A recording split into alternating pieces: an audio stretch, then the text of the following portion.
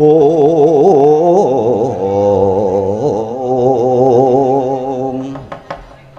Om. Lho, kok ngaten menika nggih dadosipun? Kula aturi sabar lan sareh sawetawis nggih. Ujaring kandha wasitaning para pinasis kalebet dados jangkaning dewa. Yen benjang punika badhe wonten perang ageng ing winastan Baratayuda. Baratayuda punika sejatipun perang antawisipun Sura lumawan jiwa Asura.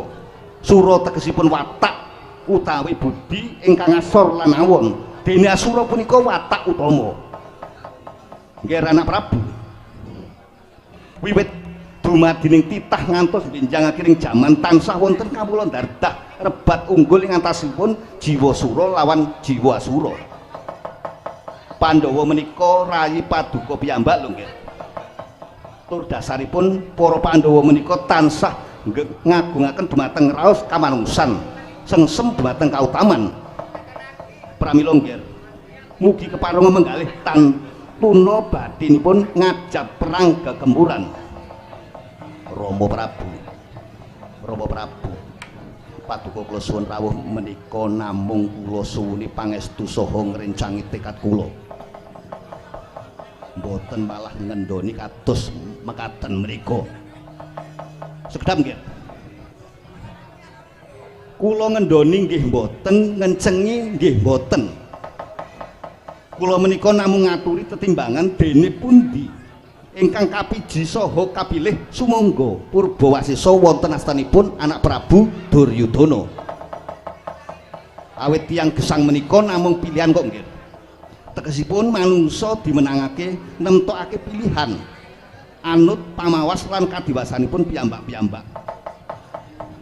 Nanging menawi kersa paduka anak Prabu kados mekaten, lha nggih sumangga senadyan dipun rembag sedinten sepasar sewulan pisan yen to ndadosaken sulaya ing Rembag menika sarudinulu nggih.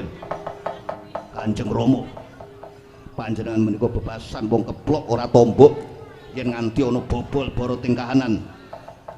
Syukur purun paring pangestu ewadene boten kersa Duryudana ora bakal mendha tetep badhe kula rangsang keprabaning Amarta.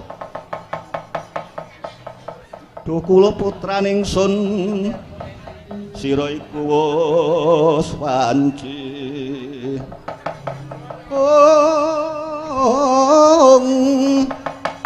Bisa lawan jenenging wang, bisa lawan jenenging wang ya bakat teteki. Bace sira aning praja, bace sira aning praja.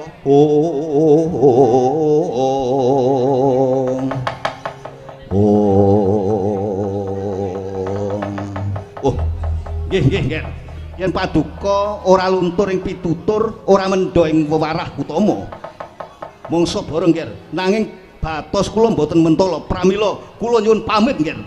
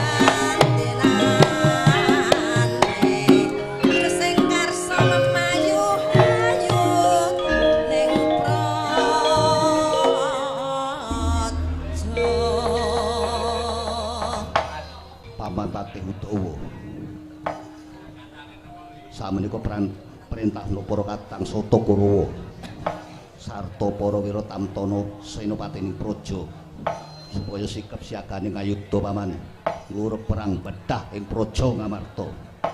Oh inggih nggih. Trewaca dawuh timbalanipun Gusti ingkang sinuwun keparungan nyuwun pamit saha nyuwun pangestu medal pasilan tata-tata ing damel. Bapa Durna kula suwun wantring puja brata mugi saged nyembuh kasempataning sedya kula. Oh, inggih nggih. Ngestakaken dawuh surupan nyuwun kula sampun ngantos pegat ing pangatos-atos. Inggih Bapa mekaten dadosaken bombong ing manah kula Yayi Kartomarma. Kawula nuwun wonten dawuh pangandika Koko Prabu. Bubarna para kawula kang ngantung sipa jeneng ingsun bakal kondur anggeraton. Nuwun inggih sendika ngestakaken dawuh kepareng nyuwun pamit medal pasilan. Sekebyar kacarita wau wis telas pangandikipun nata nedya kondur anggeraten. Reg-horeg regedeg kang samya sumiwa ngurmati jengkering sang katon datan ubaya lampahipun.